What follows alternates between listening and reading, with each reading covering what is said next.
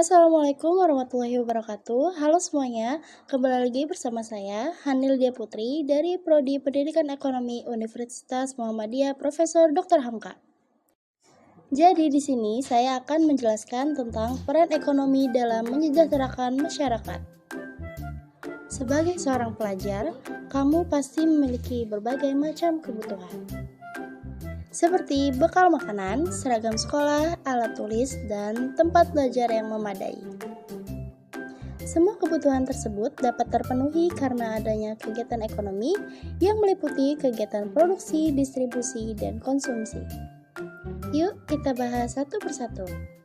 Produksi adalah kegiatan untuk menghasilkan atau menambah nilai guna barang dan jasa. Orang yang melakukan kegiatan produksi disebut dengan produsen. Apa ya contoh dari produksi? Petani menanam padi adalah contoh produksi karena dapat menghasilkan beras. Penjahit menjahit kain menjadi seragam juga contoh produksi karena menambah nilai guna kain. Petani dan penjahit melakukan produksi untuk mendapatkan keuntungan. Distribusi adalah kegiatan menyalurkan barang yang dibuat oleh produsen kepada konsumen. Orang yang melakukan kegiatan distribusi disebut dengan distributor. Contoh dari kegiatan distribusi adalah pedagang yang menjual beras di pasar. Konsumsi adalah kegiatan untuk mengurangi atau menghabiskan nilai guna barang atau jasa untuk memenuhi kebutuhan. Orang yang melakukan kegiatan konsumsi disebut dengan konsumen. Contoh kegiatan konsumsi adalah kamu makan nasi goreng yang dibuat dari beras yang dibeli oleh ibu di pasar. Semua kegiatan ekonomi saling berkaitan satu sama lain. Produksi menghasilkan barang, barang tersebut kemudian didistribusikan atau disalurkan ke konsumen. Konsumen akan membeli dan menggunakan barang tersebut untuk memenuhi kebutuhan. Sedangkan produsen dan distributor akan mendapatkan keuntungan.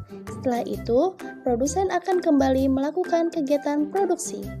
Begitu seterusnya. Lalu, apakah semua kegiatan ekonomi tersebut saling memengaruhi? Tentunya iya. Apabila salah satunya terlambat, maka kegiatan ekonomi lainnya juga akan terganggu. Contohnya, jika petani gagal panen karena serangan hama, maka tidak ada beras yang dihasilkan dan akibatnya masyarakat tidak bisa makan nasi.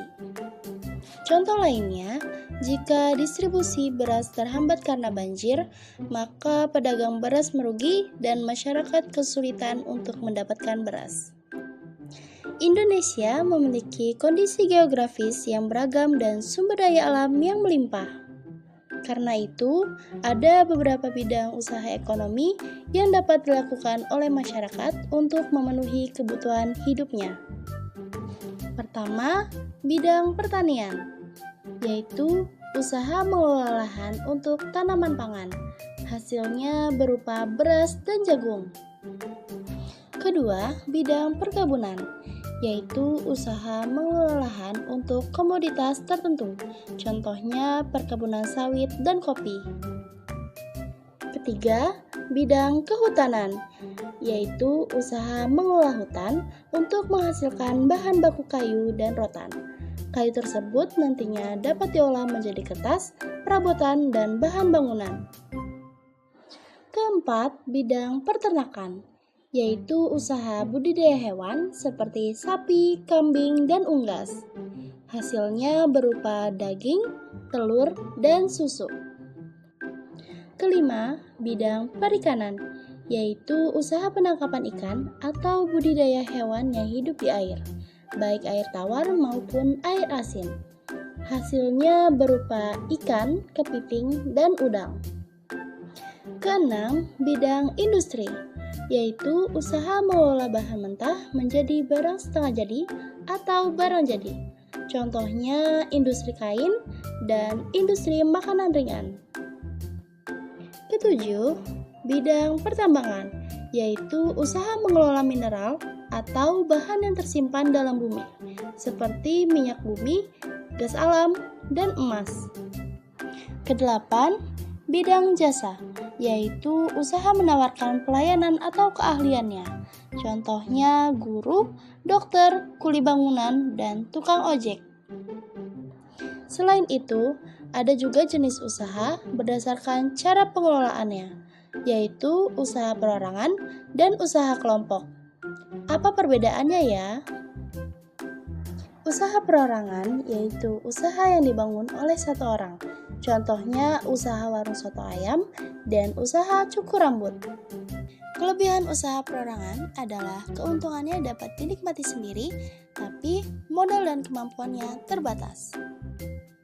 Selanjutnya, usaha kelompok, yaitu usaha yang dibangun oleh beberapa orang. Kelebihan usaha kelompok adalah memiliki modal besar karena ditanggung bersama, tetapi keuntungannya harus dibagi-bagi kepada seluruh pemilik modal. Usaha kelompok ternyata banyak macamnya, contohnya firma, CV, perseroan terbatas, BUMN, dan koperasi.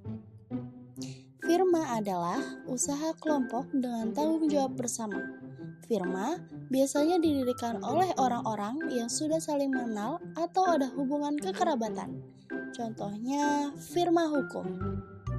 CV adalah usaha kelompok yang terdiri dari sekutu aktif yang menjalankan usaha dan sekutu pasif yang hanya menanamkan modal.